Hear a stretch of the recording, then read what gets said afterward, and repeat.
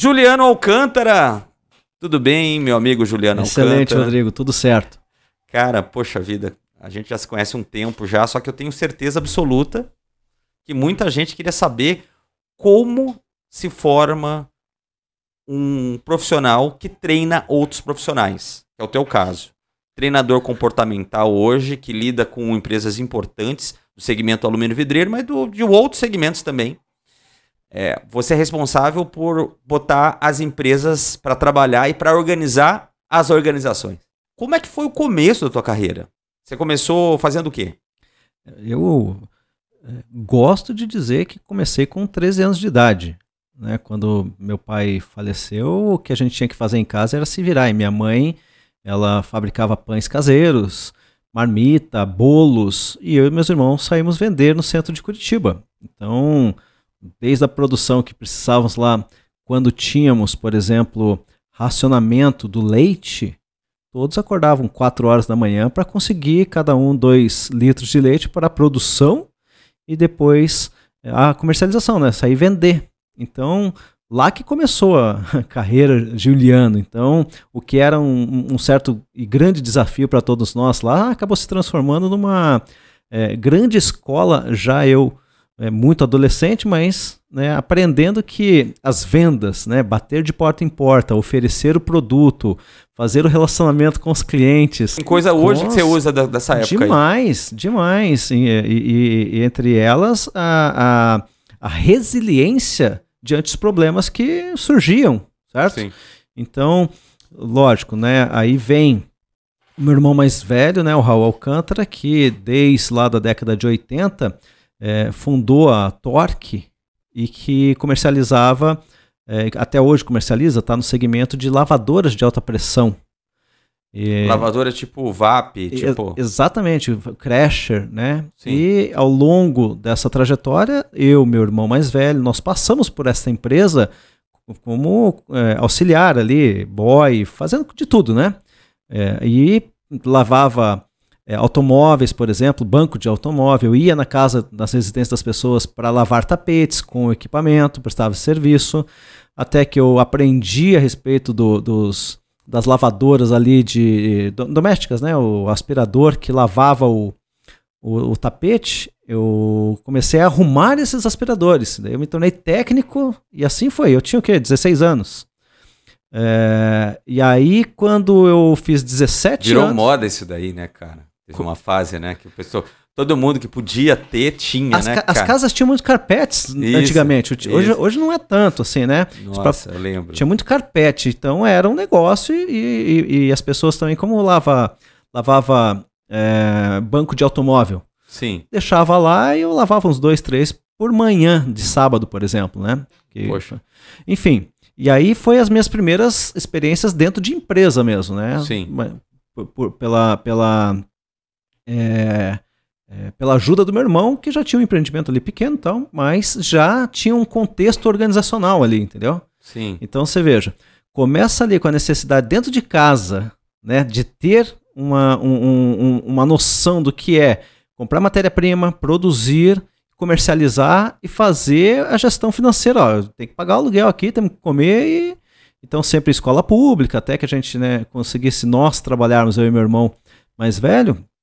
Agora o mais velho da mesma mãe, né? Então eu, Cristiano Alcântara, somos filhos da mesma mãe, né? Já meu pai, que teve 4 relacionamentos, eu tenho irmãos mais velhos, né? Que são de outros relacionamentos do meu pai. Mas eu e o Cristiano é que somos a rapa do tacho ali, que aí conseguimos, né? O estudo, entrar para faculdades boas, né? Então daí eu fiz PUC, Administração de Empresas, em São José dos Pinhais. Depois FAI, né, me especializei em planejamento e gestão de negócios.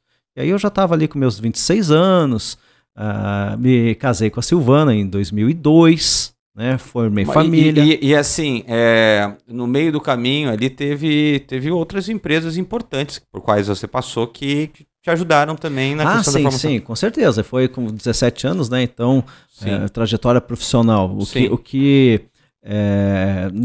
Eu acredito que não se divide muito, assim, sabe, Rodrigo, da vida pessoal, porque a gente vai se formando como cidadão. Sim. Então, eu falei que diria, né, de alguns, cronologicamente eu posso colocar aqui os acontecimentos. Então, estamos falando aí do quê? De 94, certo? Então, em 94 eu entro para Mundial Comércio Exterior, como office boy, né? E é uma empresa de despacho aduaneiro, fazem importações, exportações, onde atua nas aduanas, né? Então, no porto, né? No porto e no aeroporto. E também tem os portos secos, né? Portos secos. A aduana no geral. Aduana no geral. E lá eu pude aprender, né? Pois fiquei 20 anos de carteira registrada e mais 2 anos como consultor, porque eu consegui galgar de office boy, passei por faturamento, analista, né, financeiro, até chegar na gerência financeira. Mas na gerência financeira já estou falando aí de 2003, logo depois que casei, em 2002, o meu primeiro filho nasceu e tal. Mas eu já tinha me formado então na PUC, pós-graduado na FAI, e tive a oportunidade de me tornar gestor. Então eu fiquei por mais de 10 anos como gerente financeiro e com muitas atribuições de administrador da empresa, né? Uma atribuição muito relevante que me ajudou demais na organização é me tornar representante da diretoria perante a ABNT, porque a gente tinha o programa de qualidade e eu gerenciava, administrava, né, colaborava com a empresa junto com os outros gestores com essa responsabilidade. Então, questão de processos, de métricas, de indicadores, nossa, foram anos revisando e melhorando assim os processos e cuidando das pessoas, né, que é necessário demais, né, por ser administrativo, RH, financeiro. Quando se tem empresas de um aporte médio, pequeno, médio, o setor administrativo financeiro faz uma porção de coisas que não é só a parte financeira, né? Numa grande empresa, o RH, por exemplo, é separado do financeiro, do contas a pagar, receber e tudo mais. Nessa empresa eu acabava tendo ali uma equipe de 4 pessoas que a gente fazia de tudo, desde faturamento, na parte administrativa, cuidava da qualidade, e por aí foi a minha grande escola, né? Que eu pude tanto estudar administração quanto aplicar, né? Mas aí depois de 2003, quando eu me tornei gestor, surgiu a oportunidade de eu ser um empreendedor. Então, algo que caminha comigo muito forte na vida é a dança, né? Então, quando eu era muito criança, dançava. Mas você se planejou para fazer isso? Não. Isso o quê?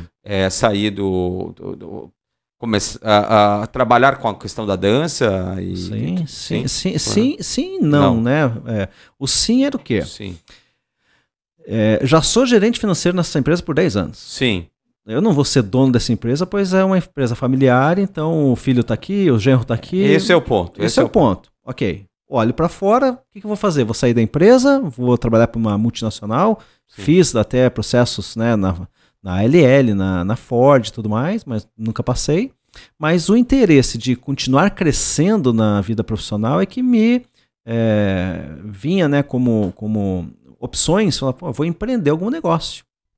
E um dos negócios que surgiu a oportunidade forte é a dança de salão, porque eu já tinha muito vínculo com a dança de salão na minha juventude, na minha adolescência. Desde a adolescência dançava lambada, tinha grupo de dança de salão, assim, grupo de lambada, né? E que me apresentava, ganhava meu dinheiro e tudo mais. Então, poxa, tinha uma noção do que era, primeiro, dançar e segundo, comercializar alguma coisa desse serviço que é a dança, mas de apresentações. Meu irmão Cristiano, que também gosta muito de dança, ele tinha ido para a Ambev. E na Ambev, que é em São Paulo, né, ele primeiro entrou na Brahma aqui, depois foi transferido para a Ambev. E na Ambev ele frequentava muito a dança de salão em São Paulo e viajava para o Rio de Janeiro também, pois nas escolas de dança de salão, né, os maiores nomes de dança de salão no Brasil que é Carlinhos de Jesus e Jaime Arocha. E o Jaime Arocha foi onde o Cristiano, meu irmão, se aproximou mais ainda, a ponto de trazer a franquia da escola de dança de salão que no Rio tinha para Curitiba. Então foi fundado em 2003, março de 2003, a franquia, né, a filial do Jaime Arocha em Curitiba. E um dos pupilos lá do Jaime Arocha, que é o Cristóvão Cristianes, ele que é o especialista na dança de salão que ensinava. Então ele veio para Curitiba e formamos uma sociedade, eu, Cristiano e Cristóvão. Eu já nunca fui professor de dança, mas gostei muito de dança. Aí a gente montou um negócio que é a escola de dança de salão com o nome, né, com a franquia do Jaime Arocha, mas durou 2 anos com o nome Jaime Arocha, E depois que a gente deixou o nome, né, a franquia, a gente fundou a 8 Tempos Dança de Salão, que tem até hoje. Então, 2003, agora em 2023, para 20 anos o negócio.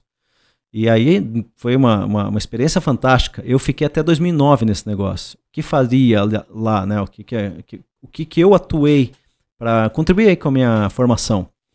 Eu, junto com o Cristiano e com o Cristóvão, implementamos uma gestão que transformou a dança de salão não só em Curitiba, mas no país inteiro. Porque era muito comum encontrar donos de escola de dança de salão que não tinha formação nenhuma em administração de empresas. Só sabia dançar muito bem, se apresentar, ensinar as pessoas. Só que daí a gente foi por uma linha que até hoje eu utilizo, que era separar as competências para gerir um negócio. Dança de salão, inclusive. Competências comportamentais, administrativas e técnicas. Então nós tínhamos dentro da escola o desenvolvimento dos profissionais, tecnicamente, administrativamente. E eu participava e atuava muito mais na parte administrativa, comportamental, obviamente. E o Cristiano, que ele foi fazer um mestrado nos Estados Unidos, ele não atuava na execução do negócio aqui, mas na parte de inteligência. E o Cristóvão na parte técnica. Então eu e o Cristóvão bati uma bola ali, eu na parte administrativa e o Cristóvão na parte técnica. Foram 6 anos. A gente criou uma rede de escola de dança de salão. Tínhamos lá em mais de 4 estados, chegamos a 7 filiais. E existiam espetáculos de dança, programa social, a gente ia nas escolas municipais dar as aulas, tinha essa formação do profissional de dança de salão, cuidando de todos os direitos de um profissional, que qualquer profissional teria. Fomos em sindicatos, fomos para realmente oficializar e profissionalizar o profissional de dança de salão. Só que não foi um negócio que me gerou grandes resultados financeiros. E, paralelamente, eu estava com a Mundial também. Então, tocando a Mundial, era gestor lá na Financeiro e também empresário na 8 Tempos, ok? Cuidando de tudo isso. Na 8 Tempos tinha uma curiosidade bem bacana, Rodrigo, que eu ia e viajava o Brasil inteiro para ensinar as outras escolas de danças a implementar a gestão. Então, eu prestei muita consultoria nessa época para outras escolas de dança de salão, perfeito? Aí, em 2004... Um dos alunos da escola de dança de salão, o Agenor Brandalize, estava lá tendo a sua aula e se envolvendo lá com o time todo. Ele ofereceu à nossa professora, a Sandra Rutz, uma das professoras, um curso. E a professora não podia ir nesse curso porque era à noite o encontro. E a Sandra me chamou e falou: Juliano, tem um senhor, muito gente boa, ele está oferecendo um curso aqui, só que eu não posso ir. Você não quer ir? E eu fui numa segunda-feira no Hotel Paraná Suíte aqui em Curitiba, numa demonstração de um treinamento chamado Dale Carnegie. Treinamento de Relações Humanas, Comunicação Eficaz. Eu assisti essa primeira aula, me interessei demais e me inscrevi. Até por financiamento, parte da Mundial e parte... E até tive o financiamento, né, como que se chama? O patrocinador, né? A Mundial e a 8 Tempos. Então as empresas financiaram, porque eu não tinha tanto recurso naquela época também, né? E a empresa financiou, as empresas financiaram o curso. Pois bem, Rodrigo, de 2004 a 2006, eu não fiz só esse curso da Dale Carnegie. Eu fiz curso de liderança, de oratória, de gestão, liderança gerencial. Me tornei assistente graduados para... o assistente graduado quem é? Aquele aluno que refaz o treinamento, só que apoiando o mentor lá, o instrutor. E aí me chamaram para ser instrutor do treinamento. De 2006, né, finalzinho de 2006, eu me formei depois de 2 anos estudando na Universidade Carnegie, né, liderado lá aqui em Curitiba e também no Sul pelo Agenor Brandalize. Me tornei instrutor da Dale Carnegie em 2006. E aí foi uma outra carreira que eu fui galgando. Chegou em 2009, então entre 2006 e 2009, 3 anos eu trabalhava na Mundial. Tinha escola de dança de salão e dava aula à noite na Dale Carnegie. Então imagine como é que era essa dinâmica, essa correria, né? gosto sempre de fazer os paralelos, cuidava lá de 2 crianças. O Pedro nasceu em 2003 e a Júlia, né, minha filha, em 2008. Então, conseguia gerar tudo aquilo. Muitas pessoas me perguntam, mas como é que você dava conta de tudo? Até hoje eu me pergunto o que é dar conta, né? Mas enfim, como eu comecei falando aqui para você, a minha formação é baseadas em muitas experiências. Mas posso resumir que lá no comecinho, a Torque, né, por conta lá do meu irmão, aí em 2004 veio o Mundial Comércio Exterior. 2003 veio a 8 Tempos, né, a Jaime Orochi depois 8 Tempos, e de 2004, em 2006, Dale Carnegie. E aí eu comecei a dar aula na Dale Carnegie, me apaixonei por pessoas e fui me formando em outras escolas, até para me manter no alto padrão que sempre foi exigido pela Dale Carnegie, me manter instrutor, até que eu cheguei à sociedade na franquia aqui de Curitiba. Quando eu chego na sociedade da Dale Carnegie, da franquia aqui de Curitiba, eu assumo São José dos Pinhais como a minha regional. E daí tinha os outros instrutores, meus outros sócios, um cuidava de Curitiba, um outro de Campo Largo, e aqui na região metropolitana, Curitiba região metropolitana, que era a nossa regional aqui da franquia. E aí eu fiquei de 2004 a 2006 exclusivamente com... falei 2004, né? Fiquei de 2014 a 2016 com a região de São José dos Pinhais. Só que aí o que ocorria? Eu estava me desligando efetivamente da Mundial já por uns 4 anos, até que em 2014 legalmente saí, e 2016 saí completamente. Certo? Então, legalmente, o que eu digo é dar baixo na carteira, né? Depois eu prestei serviço para a Mundial de uma forma ainda bastante próxima pela Dale Carnegie, ok? Só que aí em 2016, quando eu fiz 40 anos, foi a grande...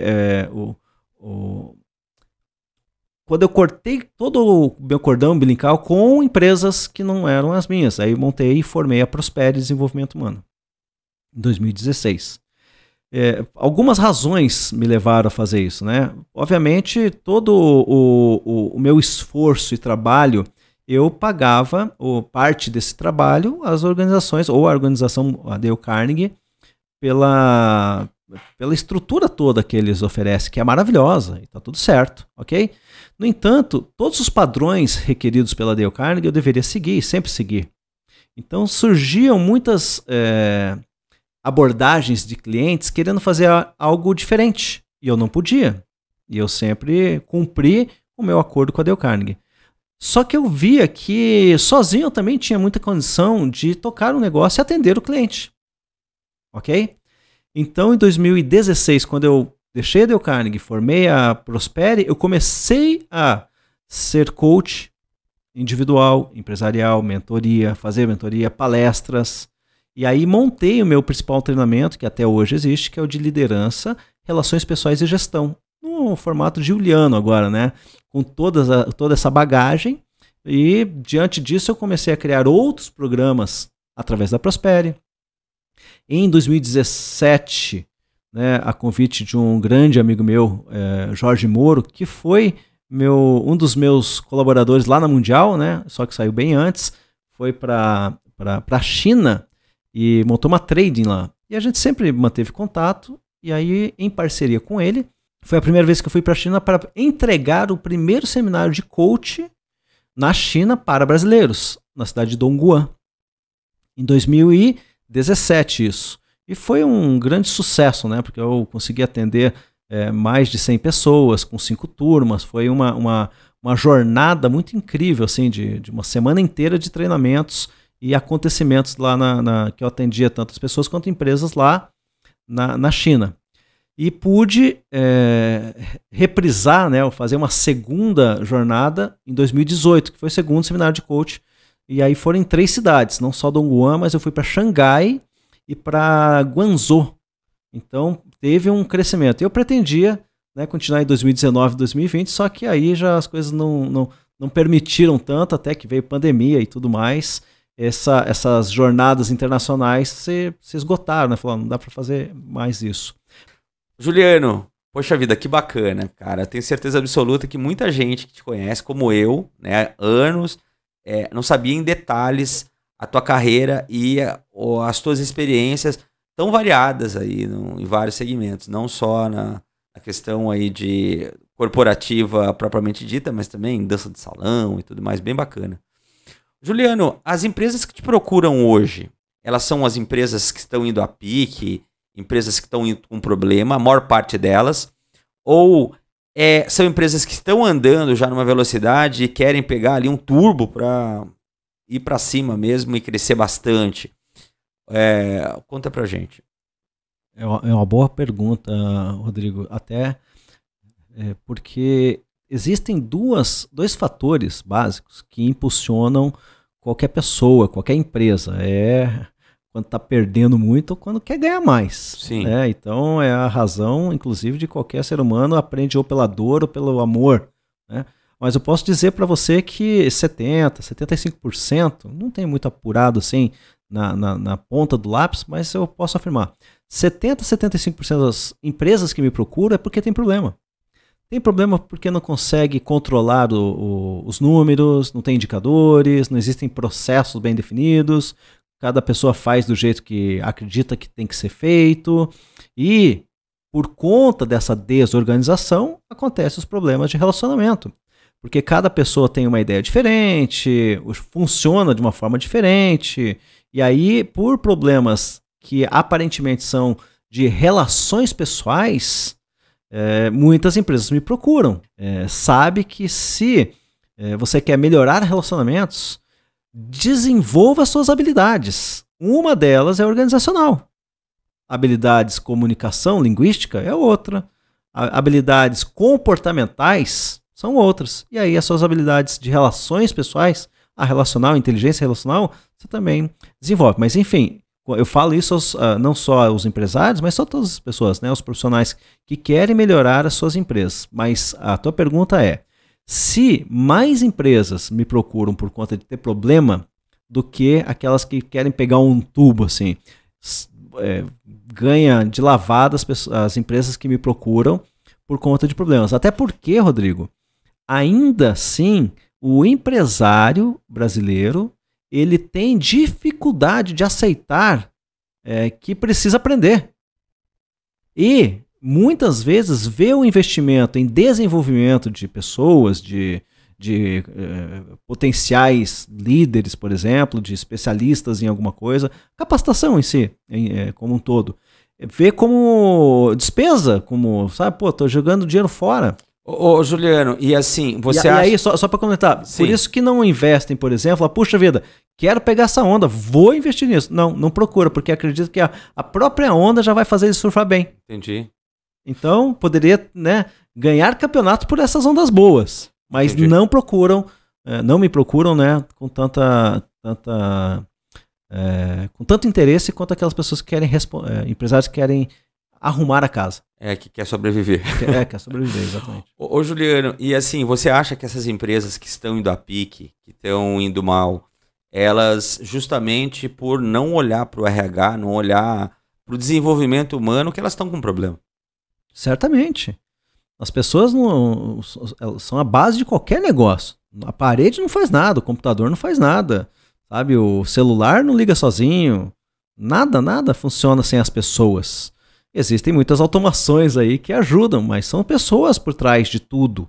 Então, se não desenvolve as habilidades das pessoas, não se tem competência para chegar nos resultados que buscam, certo? Independente do ambiente que se está, do cenário que se aparece, né? Porque a dificuldade sempre existiu, né? Então hoje o empresário tem algumas dificuldades, uma porção, assim como era 10, 15, 20 anos atrás. Talvez algumas complexidades, dependendo do segmento que está, elas são maiores ou menores, né?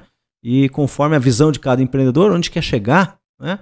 Logicamente vai ter que resistir a muito mais problema, muito mais eventuais ali experiências negativas que pode acontecer e continuar adiante, seguir adiante. Mas se não cuidar das pessoas, não adianta. Não adianta. Ô Juliano, já contratei, como você falou aí, para dar treinamento para nossa equipe, participei de treinamentos também, excelentes treinamentos teus relacionados a desenvolvimento comportamental e até da questão emocional, né? E realmente eu te admiro muito nesse aspecto. E falando em desenvolvimento e equilíbrio emocional, já aconteceu do empresário chegar com uma empresa tão destroçada, tão destruída, que você falou assim, não vou pegar. Sempre já aconteceu isso, já de você recusar algum tipo de trabalho? É uma pergunta bastante direta. Assim, eu posso dizer que nunca recusei nenhum trabalho. Eu posso afirmar, ok? Agora, claro, cada trabalho tem é um desafio diferente. Isso, mas no teu íntimo lá você falou, poxa vida, vou pegar, sei que é um grande desafio, mas a chance sim. Grande de não dar certo. Sim, e não é por ser assim, mas aquilo lá é muito enrolado e não vai dar certo. Existe uma coisa, eu falo de relações pessoais, então eu tenho muito, peso bastante a sintonia e a frequência que eu tenho com as pessoas que me procuram. Existem pessoas que pensam e têm ideologias diferentes da minha. Tá, e se a empresa estiver muito detonada? Eu digo assim, não só na questão assim, sem querer interromper teu raciocínio, mas a empresa está muito detonada mesmo. Digo fisicamente, financeiramente, tudo mais, que você deve ter pego já, empresas assim. Como você lida com isso daí, cara? Porque não tem só o fato dos funcionários estarem com cabeça baixa e a frequência ali que não bate o santo, que não bate com o empresário. Mas você também tem a questão de estar detonada. Você veja com que dívidas grandes e tudo mais. Sim, como faz? Mas veja que assim, Rodrigo, o que eu vendo comercialmente? Sim. O que eu ofereço? É capacitação, é treinamento, ok? Se a empresa está totalmente regulada a ponto de falar, cara, não tem solução isso. Nunca aconteceu. Sempre tem solução. Você acredita que sempre tem solução? Sempre tem solução. De repente, e já peguei negócio que a gente fechou. Me ajuda a fechar minha empresa? Beleza. De uma maneira honrosa. Isso, o seguinte, tô com esse negócio que lá, não, vou tentar dar uma ajustada lá, mas fique sabendo, se eu perceber que o negócio não vai para frente, porque realmente não é um bom negócio para você, eu falo pro meu cliente. Falo, olha, fecha, mas não deixo de atender. Perfeito? Porque a melhor solução é o quê? Vende o negócio, passa para uma outra pessoa. Pode ser esse negócio. Deixa outra pessoa tocar no teu lugar, sabe? Porque você não tem foco ou as habilidades que requer esse negócio, você não tem perfil para isso. Já aconteceu de você pegar e aconselhar a pessoa, falar, você não tem perfil para isso e tudo mais? Sim. Não só que não tem perfil, mas não tem braço. Então, se você não tem braço para fazer, não, mas se não for eu que fizer, eu não sei se vai... Não, então então tá, eu vou te ensinar, mas se você já me ouviu falar quantas vezes isso? Eu não sou uma pessoa que ensino as outras. São as pessoas que aprendem. Entendi. O que eu tenho é método, tenho conceitos, tenho fundamentos, tenho o jeito, Juliano, de fazer e falar que muitas pessoas, graças ao meu trabalho e a Deus, obviamente, as pessoas têm aprendido, né? Então, depois de tanto tempo de carreira, como eu encontro, né, e é uma satisfação, uma gratificação que não tem preço, né? Tem um grande valor. Sim. As pessoas que passaram em meus treinamentos há anos e agora me encontram e falam, cara, quero que você me ajude a treinar como você me treinou. E a pessoa tá lá num cargo de gerência, é um empresário, e fala, olha, foi o teu treinamento que me ajudou, cara. Quando eu ouço isso, eu falo, tô no caminho certo. Então vou continuar. Inclusive, né, quando alguns, olha, você me falou uns negócios lá que eu não gostei, Juliano. Mas aquilo me ajudou demais, cara. E eu gosto, né, que muitas vezes você me pega, assim, de calça curta, né, ou me pressiona de certa maneira, que é o que eu precisava naquele momento. Então, quantas vezes eu já falei para clientes meus, que, né, alunos, de uma forma que o camarada tirava proveito daquilo, ou realmente, já aconteceu de se distanciar, falar, não gostei daquilo. Não, cara, mas do fundo do meu coração foi o melhor que eu pude fazer. E aí acontece, né? Então, pode ser que você tenha pensado numa situação seguinte. É muito complexo, tá muito bagunçado, pode falar, cara, não vou pegar esse abacaxi pra mim, não. Isso mesmo. Não vou pegar esse abacaxi pra mim, não. Sim, me passa pela cabeça, tudo mais, mas antes eu falo, seguinte, na minha opinião, você deveria fazer isso aqui. Você chega e fala mesmo. Falo. Ô, Juliano. Já, né, algumas vezes, não sou o profissional que vai te ajudar com esse negócio aqui, cara. Você tem que procurar um outro. e encaminhar, né? Tenho colegas aí que têm especialidades diferentes da minha, o qual eu recomendo. Falo, o problema que você quer resolver, eu não tenho solução, mas eu sei quem tem. Eu tive uma passagem de 2 anos para o Sebrae, você sabe disso, eu sempre tive muita dó de quem estava começando, porque é muito burocrático começar um negócio no Brasil. Muito burocrático mesmo. Então, além de tudo que você tem que ter, aptidão que você acabou de falar aí, um pouco de grana para fazer um caixa e assim, você tem ainda o fato de todas as burocracias e alvarás e tudo mais lá. Juliano, assim, você acha que hoje a qualidade do empreendedor brasileiro ela consegue dar conta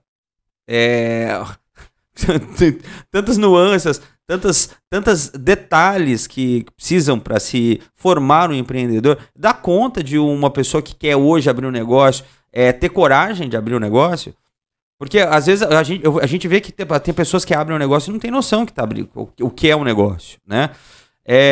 Mas a pessoa que tem noção mesmo, você acha que você falaria pro teu filho, por exemplo, abrir um negócio? Completamente. Sim, todo dia. O que você vai fazer da tua vida nesse sentido de você SA? Hoje está mais do que... Mas mesmo com todas essas burocracias e nuances, sim. O fato de ter aptidão, você tem que ter todos os alvarás e... Poxa, a gente tem 8 vezes o prazo para abrir uma empresa aqui, um CNPJ, do que países vizinhos, né? O que eu penso? Equador. Tá? Veja assim, ó. Você quer facilidade para abrir um negócio como acontece no primeiro mundo, que em poucos dias você abre um negócio onde as leis favorecem o empreendedorismo? Muda de país. Poxa, mas como é que eu vou? Eu estudo inglês. Vai para fora do país e empreende lá. Agora, um brasileiro que, conforme a sua origem, tenha muito mais dificuldade de chegar nesse nível, é difícil acreditar que não é uma opção simplesmente, né? Falar, então eu vou empreender fora do país e vou... Lógico que vai ter muito mais dificuldade. Se não foi preparado para isso, ou não tem toda seu foco para isso. Não, vou fazer no Brasil. Vou empreender no Brasil. Tá, você sabe como é que funciona? Quais são as regras? Quais são as dificuldades de empreender no Brasil? Sei. E aí, tá disposto? Porque você tem que estar com fome. Você tem que estar afim. Porque da mesma maneira que em alguns lugares do planeta o empreendedorismo é mais favorável, eu acredito que a concorrência ela pode ser até maior. Por quê? Porque todo mundo empreende e é fácil empreender lá. Agora no Brasil, não é fácil. Então a concorrência é menor, então. Então, tem uma coisa de você pesar. Pegar um gancho aí, eu tenho certeza que você tem uma resposta boa para isso. A gente já viu, assim, a gente que eu digo, o pessoal que está ouvindo a gente, que está assistindo a gente, deve ter já visto também pesquisas sérias falando a respeito de que no Brasil, principalmente no Brasil, porque a gente é muito maior do que os nossos vizinhos, né? E também a gente está no Brasil. Então, o que acontece? A gente empreende muito mais pela necessidade de sobrevivência, por desemprego e tudo mais, do que por opção de planejamento e tudo mais. Como é que você enxerga isso, cara? Se eu consigo, desde cedo que eu digo lá, 19, 20, 30 anos, eu ter minhas experiências, certo? Sim. Eu vou conseguir decidir melhor assim, não, eu vou empreender. Porque existem no Brasil também muitas opções e possibilidades de ser um profissional de carreira.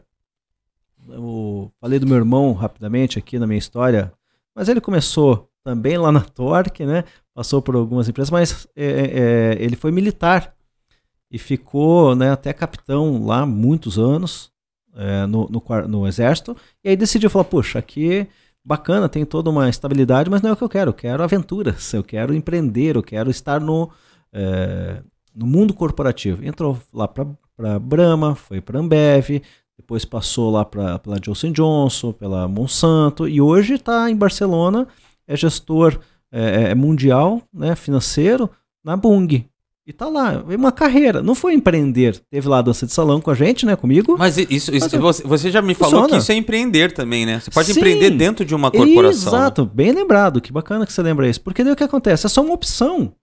Porque se você vai para os grandes players, né, do mundo corporativo, que são as grandes empresas, você também tem que estudar pra caramba. Você tem que, a tua concorrência de você criar uma carreira dentro de grandes empresas, ela existe muito forte. Aí beleza, então falar, puxa, mas é difícil que não me dão oportunidade, ou que assim, ou sabe.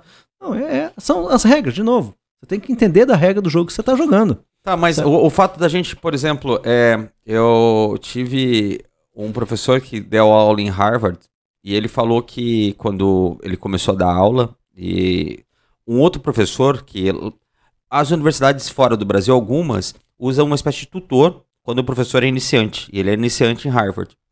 Aí ele era iniciante e esse professor tutor perguntou para uma sala com 30 e poucos alunos. Estavam formando lá num curso que eu não lembro qual. Vocês estão se formando agora. Todo mundo levantou a mão. Todos nós estamos se formando. Qual de vocês quer trabalhar para alguém? Ninguém levantou o braço. Qual de vocês quer inventar o próprio negócio? Todo mundo levantou a mão. Mas a gente está falando de alunos saindo de Harvard. Eu perguntei para você a respeito desse empreendedorismo por parte de necessidade, né? O cara, ele se torna pipoqueiro, ele se torna vendedor de marmita, ele se torna, né, como a própria história da tua família, num número gigante, né? Sim. Hoje você tem Uber, você tem cada vez mais coisas aparecendo para você fazer esse tipo de empreendedorismo. A pessoa que está nos escutando hoje, que tem um pequeno negócio, que não está preparado, qual conselho que você daria para essa pessoa? Primeiro, entender que a escolha que você teve, seja por necessidade ou por interesse, foi a melhor escolha que você teve, né? Para que a cabeça não fique sofrendo no passado. Porque você agora é você e Deus. O empreendedor brasileiro você e Deus, vai e trabalha, certo? Ah, mas eu não aprendi. Aprenda. Ah, mas eu não sei. Vai lá e se desenvolva, faça, certo? Porque a nossa cultura não é de preparo, é de execução. Ninguém se prepara para 3, 4, né? Ninguém, Deus me livre aqui, ser também. Mas quantas pessoas se preparam 3, 4 meses antes para a declaração de imposto de renda anual? E sabe que todo ano tem isso. Quantas pessoas se preparam para as viagens de final de ano para saber exatamente roteiro, destino, dias, grana que vai? Não. Chega no dia lá e fala, porra, quanto tem no banco? Bora, baixou praia. Cara, nós somos esse povo. Aí você me pergunta, porra, mas as pessoas preparadas por necessidade, se vai assim empreender... Rodrigo, é acordar todo dia e saber o que tem que ser feito para aquele teu sonho ser realizado. Às vezes o sonho é realmente sobreviver. Então, o camarada estando bem empregado, entendendo que ali ele tem um futuro, ele vai ter que estudar, se manter e vai à frente. Aquele que perdeu o emprego e tem que ralar, cara, tem que ralar 3 vezes mais, porque você não ralou quando estava confortável. Entendi. Confortável que eu digo, estava empregado porque não estava estudando. Não, estava empregado, mas estava... Só cumprindo horário. Aí agora perdeu o emprego. Faz o que agora? Corra atrás do prejuízo. Não tem o que fazer. Né? E eu falo muito abertamente isso, porque eu não sou uma pessoa, ou pelo menos, né, penso assim, de ter respostas para tudo como se fosse uma receita de bolo. Cada dia é um dia, ainda mais com o mundo que nós estamos em 2021, como as coisas acontecem. 500 coisas por dia, ao qual em meia dúzia eu me alerto, eu consigo perceber, né? Então, a grande parte do nosso público aqui, que é do segmento, né? Lógico, estamos no Jornal do Vidro, né? Então, novamente, muito obrigado, Rodrigo, por estar aqui. Adoro, né, todo o trabalho que o jornal propõe aí. Então, o pessoal que quer ir para um outro nível, sabe? O jogo é esse, meu amigo. Daqui a um tempo vai ter mais um aumento do vidro. Daqui a pouco vai ter um grande player aí te assombrando a cidade onde você está. Daqui a pouco vai ter um sistema que alguém desse jeito colocou... em todo o segmento, né, cara? Não tem diferença nenhuma. Não tem diferença nenhuma. Por isso que eu acredito que a minha tese de trabalho profissional, separando, né, as competências comportamentais, administrativas, técnicas, para qualquer negócio precisa ter. Né? No teu negócio, você que está nos ouvindo aí, que tipo de comportamento tem que ter? Um comportamento de quem liga bastante para as pessoas. Então tem que ter resiliência, persistência, cara de pau, falar. Ou seja, tem uma lista de habilidades ali que, se o comportamento não for ativo, não vai funcionar. Tem um outro negócio que é o seguinte: eu fico aqui esperando as pessoas me ligarem, eu fico aqui atrás da máquina, né, Instagram, Facebook, fazendo as campanhas e as pessoas chegam até mim. Ok, então é outro tipo de comportamento que tem que ter. Mas ainda assim, ir atrás. Administrativamente, sabe passar um e-mail, receber e-mail, editar uma foto, tirar foto, fazer uma cobrança, emitir uma nota fiscal, ter uma agenda que você consiga cumprir, fazer planejamento, tudo isso é competência administrativa. Seja em qualquer negócio, você vai precisar saber disso. E a competência técnica é aquilo que você escolheu fazer. Né? Temos uma máquina fotográfica aqui que faz 500 coisas, 500 mil coisas talvez, e a gente não conhece nem 100 dela. Tecnicamente a gente sabe disso. Com certeza. Não é, ok? A gente está fazendo podcast aqui, e eu vejo a tua evolução. Toda vez que a gente se encontra, você tá, cara, 5 quilômetros na frente. Mas se pegar lá, qual é a capacidade técnica que você tem, né, a competência técnica que você precisa desenvolver para que o som saia nessa qualidade fantástica que está hoje aqui? Certo? E é Phantom Power, e é o sistema, e aí tem 2 câmeras funcionando, é o layout, é o isolamento, o isolamento acústico. Tecnicamente você precisa manjar disso, o mínimo para produzir o que você está produzindo. Então são negócios que a gente vai se envolvendo, que se não tiver capacidade técnica, não vai fazer com uma qualidade que o cliente perceba valor.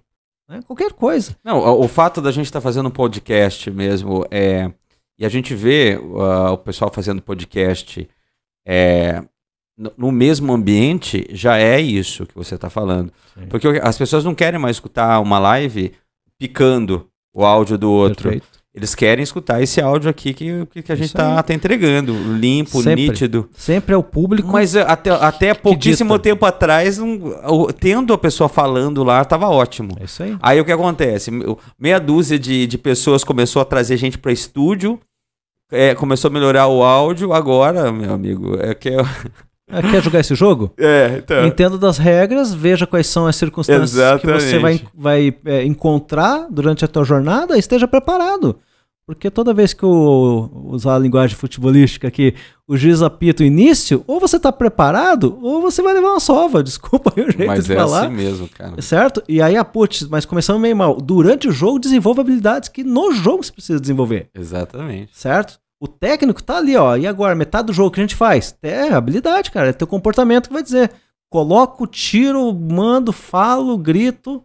Certo? Administrativamente, você não sabe o que tem que entregar na mão do jogador reserva para ele conseguir entrar, você não consegue fazer o processo ali para o camarada entrar. E por aí vai, sabe? Então, você que me conhece, talvez as pessoas que estão me ouvindo não saibam, né? Mas eu tenho cliente no segmento de areal, pedreira, né, da construção civil, mas lá de mineração, né? Aí passa por metal, né, aços, também própria distribuidoras de perfis, os vidraceiros, né, vidraçarias, mas também com oficinas mecânicas, né? Então tem um cliente que tem uma rede de oficinas mecânicas. A própria escola de dança de salão, né, ainda trabalho com 8 tempos, então no Brasil todo cuidando de academias de dança de salão.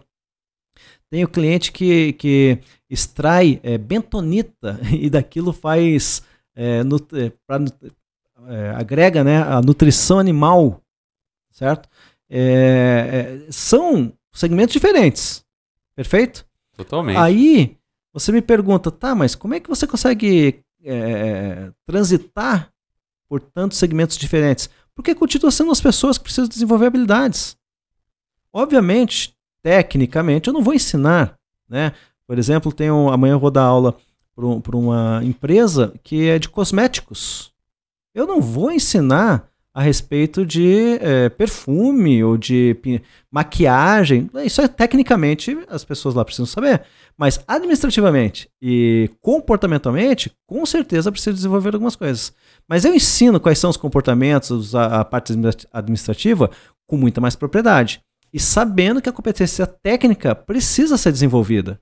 E se a empresa que não cuida e não tem internamente alguns programas, alguns processos que capacitem os seus funcionários, tem problema. Porque vai passar 6 meses, 1 ano, se não fez isso, vai estar ultrapassada por aquelas que fazem. Perfeito? Então, quantas empresas de vocês que estão nos ouvindo hoje, tá? Que tem um sistema que te ajuda na tua gestão? Tá vendo? Não tem. E aí? As empresas que têm, elas se automatizam, fazem as coisas mais rápido. Ah, mas o Leandro não tem dinheiro ainda. Não, mas o sistema às vezes é o Excel, gente.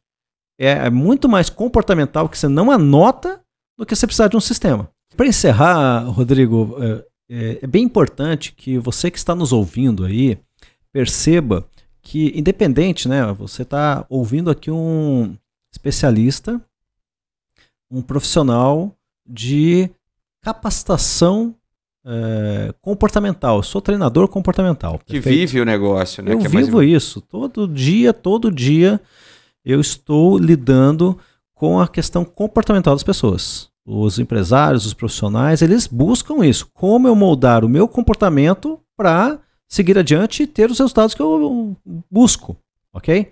Então, seja, né, em uma escola presencial, seja no Sebrae, seja numa faculdade, seja num curso presencial, seja você fazendo alguma capacitação online, certo? Com mentores, tutores, professores, instrutores, coaches, ok?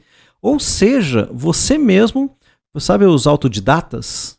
Qual que é a característica de um autodidata? É ele ter um hábito de estudo, processo de aprendizado muito bem adaptado à sua realidade, ou qual ele consegue consultar vídeos que lhe interessam e que são necessários, ler livros que agregam valor, assistir séries, filmes, documentários, reportagens, se alimentar daquilo que ele percebe que está melhorando e está se capacitando cada dia mais.